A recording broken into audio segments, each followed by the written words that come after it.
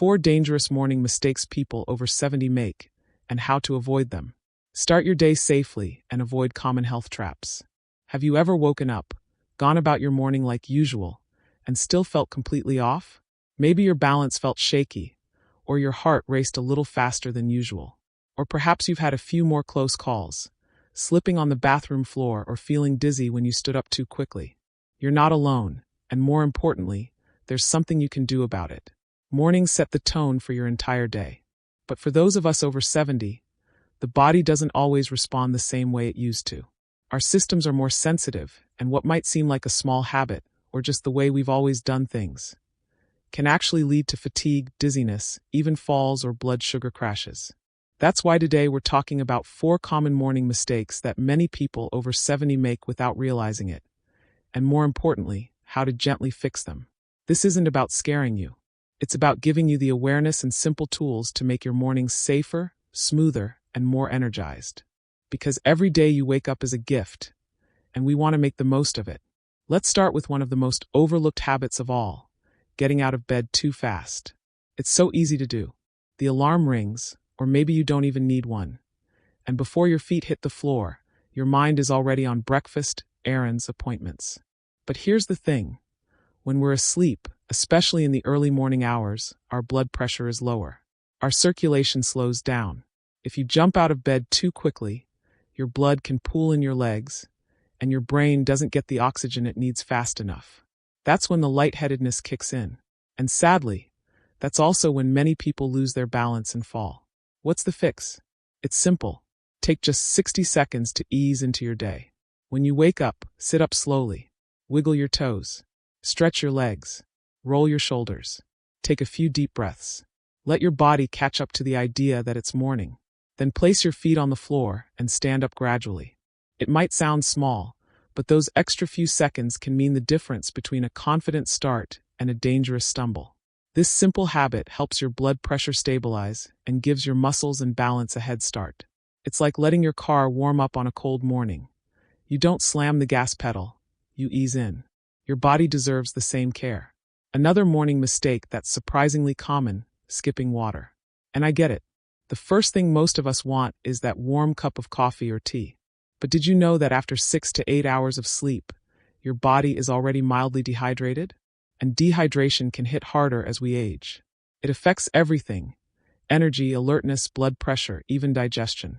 Without enough water in the morning, your brain has to work harder just to function at its normal level. That foggy feeling you sometimes get when you wake up? That could be your brain asking for water, not coffee. And dehydration also thickens your blood a little, which means your heart has to pump harder to circulate it. That's especially important to think about if you have any heart or blood pressure issues.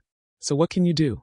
Keep a glass of water next to your bed or by the bathroom sink, and make it a habit to drink a full glass before anything else, before coffee, before breakfast. Even a few sips to start is better than none.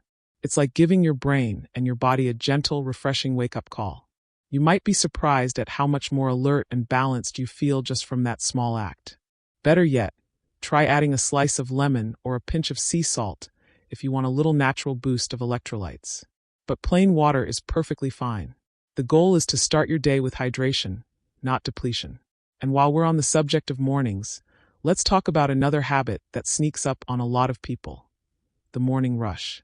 Waking up late, skipping breakfast, rushing through your routine.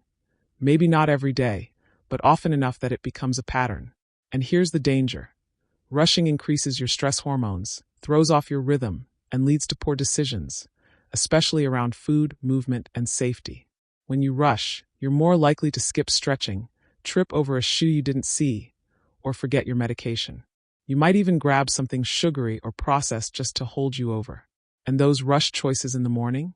They often cascade into the rest of your day. Your mornings don't need to be complicated, but they do need to be calm. A slow, steady routine, even if it's only 15 or 20 minutes, helps your nervous system feel grounded. Maybe it's stretching while your tea brews, or listening to music while you make breakfast.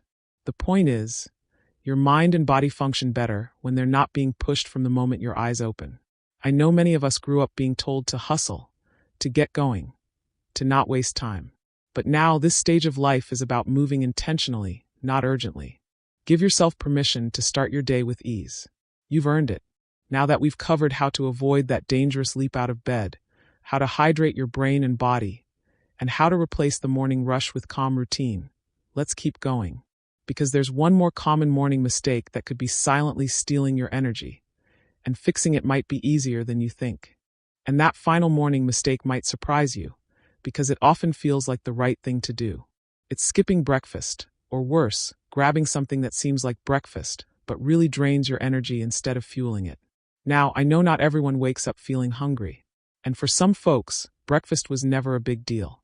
But as we age, what we eat in the first few hours of the day becomes even more important. Your brain, your muscles, your blood sugar. All of it depends on that first bit of nourishment to set the rhythm for your energy, mood, and focus.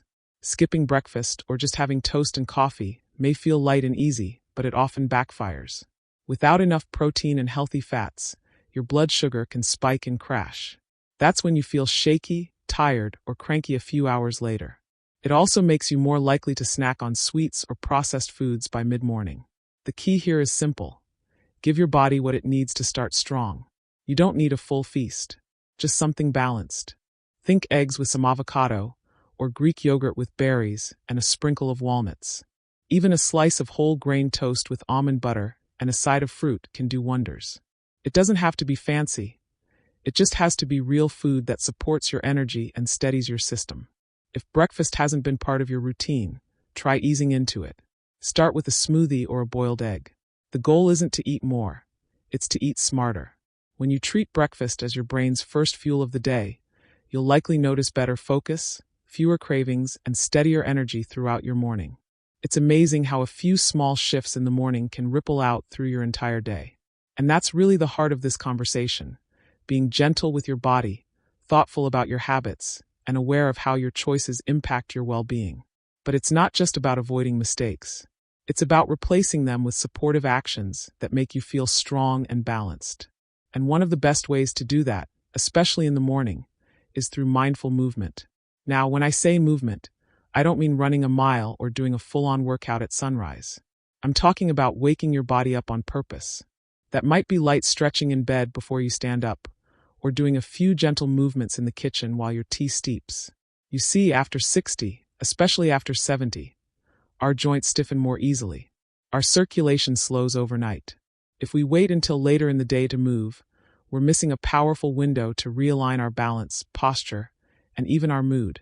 Simple things, like rolling your ankles and wrists, doing a few shoulder rolls, reaching toward the ceiling, or taking a short stroll around the house, help activate your circulation and loosen up your muscles.